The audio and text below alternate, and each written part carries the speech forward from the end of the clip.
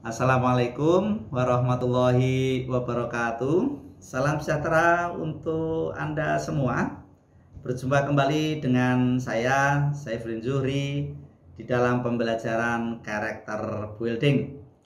Nah, para peserta pembelajar, pada pertemuan kita kali ini akan bahas satu topik yang menurut saya topik ini cukup mendalam, kemudian krusial sekaligus sensitif di dalam kehidupan bersama kita. Apa itu? Yaitu tentang agama. Nah, dalam konteks karakter building tentu saja agama yang dimaksud di sini bukan agama jenis tertentu atau keyakinan kelompok tertentu, tidak, tapi agama dalam pengertian universal ya. Nah, para peserta pembelajar, saya kira kita sama-sama sepakat bahwa agama menjadi rujukan paling krusial, paling eksistensial dalam kehidupan manusia. Apalagi bangsa Indonesia memposisikan agama merupakan referensi yang suci ya. Sehingga ketika orang ingin memaknai sesuatu, itu salah satu referensi terpentingnya adalah agama. Bahkan akhir-akhir ini agama menjadi identitas yang selalu mendahului di dalam menanyai atribut seseorang ya. Sering sekali kita menanyakan agamanya apa gitu. Walaupun ini dalam perspektif kritis dalam kehidupan kewargaan tentu ini patut didiskusikan ya. Tetapi memang ini sebuah realita, sebuah fakta yang kita hadapi di dalam masyarakat kita. Nah, para peserta pembelajar, kuatnya agama di dalam kehidupan manusia ini memang seiring dengan kehadiran manusia itu sendiri. Peradaban purba sekalipun memasukkan agama sebagai entitas nilai yang paling penting. Bahkan kalau dalam galian-galian arkeologi, bagaimana cara keyakinan sebuah komunitas, sebuah kelompok itu entitas agama selalu mewarnai peradabannya ya. Begitu juga di dalam bangsa Indonesia, di dalam struktur ketatanegaraan kita, tata nilai kita memasukkan agama menjadi bagian dari preferensi sosial yang sangat penting ya. Nah, para peserta pembelajar, untuk menskemakan bahasan kita kali ini, mari kita dahului dengan pengajuan beberapa pertanyaan tentang ini ya. Tentu supaya sistematis ya. Pertanyaan pertama adalah apa sesungguhnya agama ya.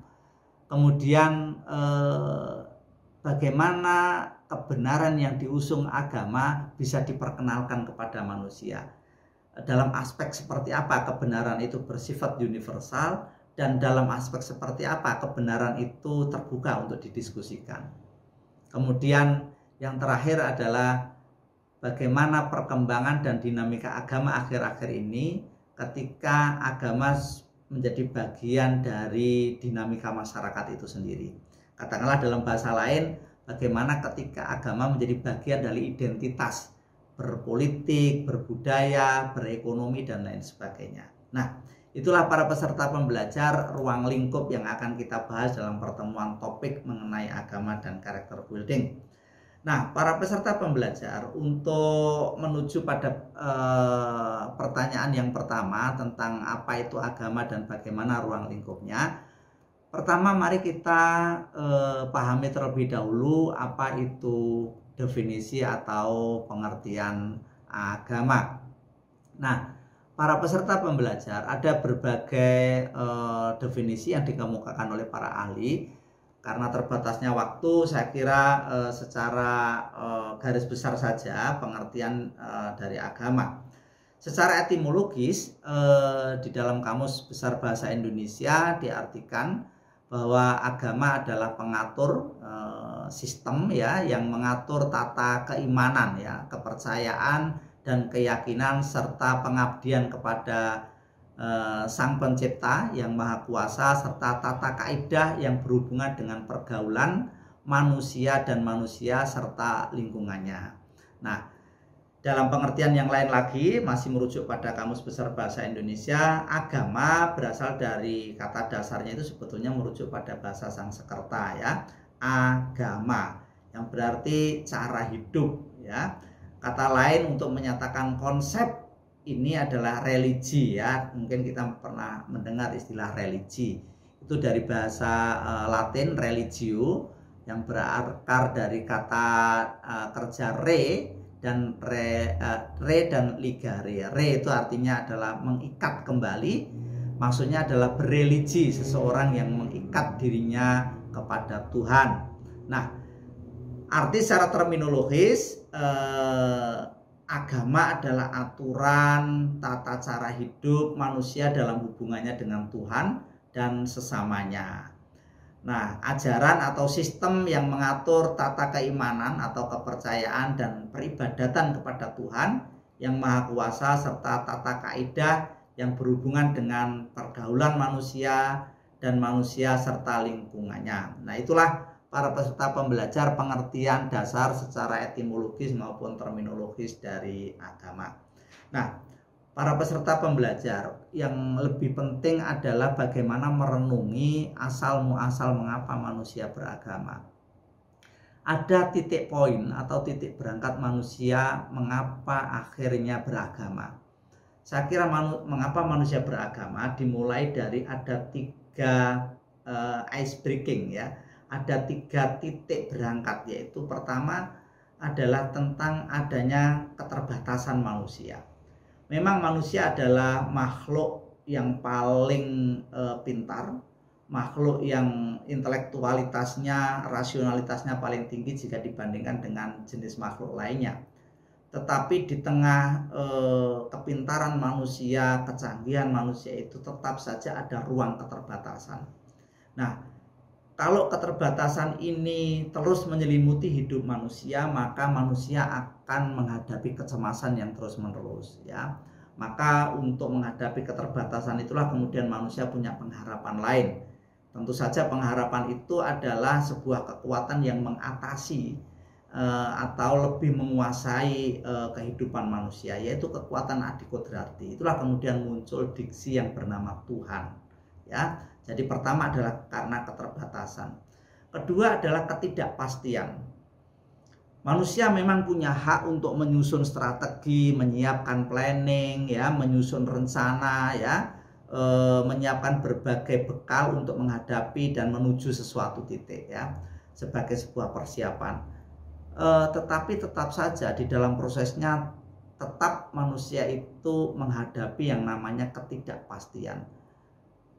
Banyak hal yang akhirnya di luar diri manusia itu tidak sepenuhnya bisa dikendalikan. Maka manusia di dalam menjalani kehidupannya pasti ada ketidakpastian.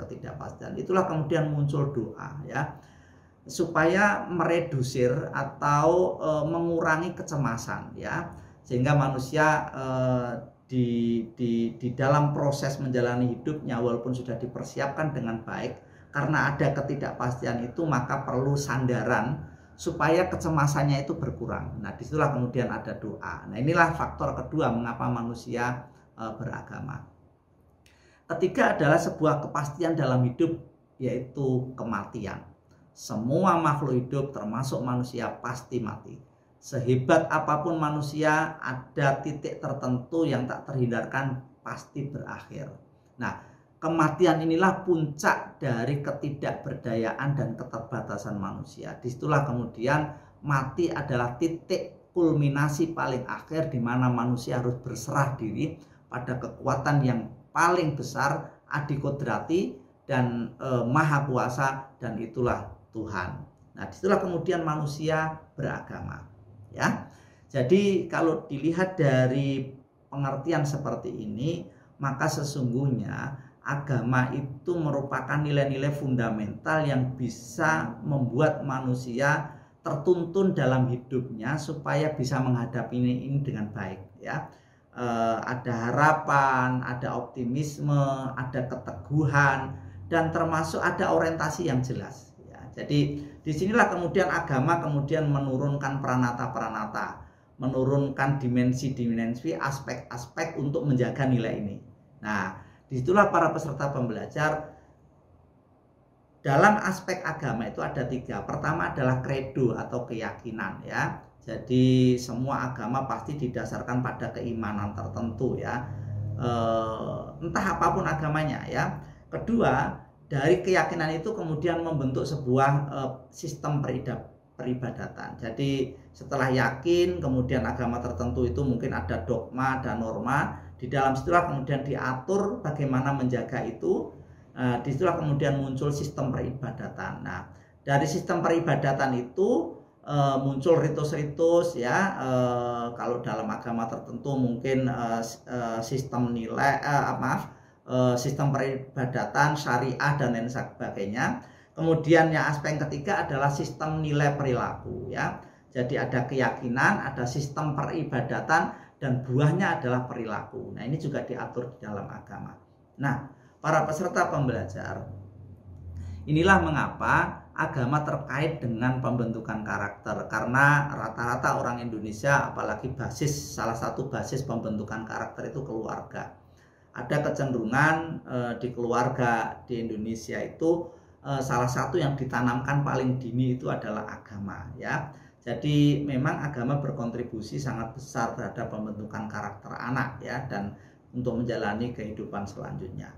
Nah, para peserta pembelajar, setelah kita sepakat bahwa agama memang menjadi referensi penting di dalam pembentukan karakter ya, tetapi harus diakui karena agama menjadi bagian dari identitas sosial, atribut sosial, dan peranata nilai dalam kehidupan masyarakat, tak terhindarkan agama itu pada akhirnya sudah bagian dari fakta sosial. Nah, disinilah kemudian karena agama menjadi bagian dari fakta sosial, maka agama juga berkembang dalam kehidupan bermasyarakat. Makanya karena agama ini berhimpit dengan kepentingan sosial, maka mau tidak mau agama bersinggungan dengan politik, dengan ekonomi, sosial budaya, dengan media, ya, dan lain sebagainya. Nah, ketika agama masuk disitulah muncul problematika ya, karena agama tidak lagi tampil hanya sebagai kekuatan fitrah, sebagai nilai-nilai kesucian semata, tetapi agama juga menjadi atribut sosial kita. Nah, para peserta pembelajar, akhir-akhir ini mungkin kita bisa lihat di dalam masyarakat kita bagaimana identitas-identitas kita, pola-pola interaksi kita kadang menjadikan agama menjadi bagian dari proses di situ. Nah, apakah ketika agama sudah masuk di situ, agama menjadi referensi penting dan menjadi referensi tunggal dalam pembentukan karakter? Nah, inilah yang akan kita diskusikan nanti dalam pembelajaran interaktif. Namun sebelum di bagian akhir ini, yang harus kita sepakati adalah harus kita akui bahwa agama memang menjadi salah satu sumber referensi paling penting dan paling fundamental di dalam pembentukan karakter hidup manusia. Oleh sebab itu, sesuai dengan keyakinan Anda, silakan hayati agama Anda, dan ketika itu dijadikan bagian dari atribut sosial, maka ambillah nilai-nilai yang baik yang bisa membangun kohesi sosial sehingga kita bisa hidup bersama sebagai sesama manusia dalam penuh kedamaian. Demikian yang bisa saya sampaikan. Mari kita sambung di dalam pembelajaran interaktif nanti dengan mengembangkan diskusi, membaca banyak referensi, dan mari kita mendahulukan untuk saling membangun pengertian bersama supaya kita hidup dalam kedamaian. Demikian yang bisa saya sampaikan. Kurang lebihnya mohon maaf, semoga bermanfaat. Tetap jaga kesehatan Anda. Semoga apa yang kita lakukan hari ini mendapat berkah dari Tuhan Yang Maha Esa. Demikian, kurang lebihnya mohon maaf. Wassalamualaikum warahmatullahi wabarakatuh.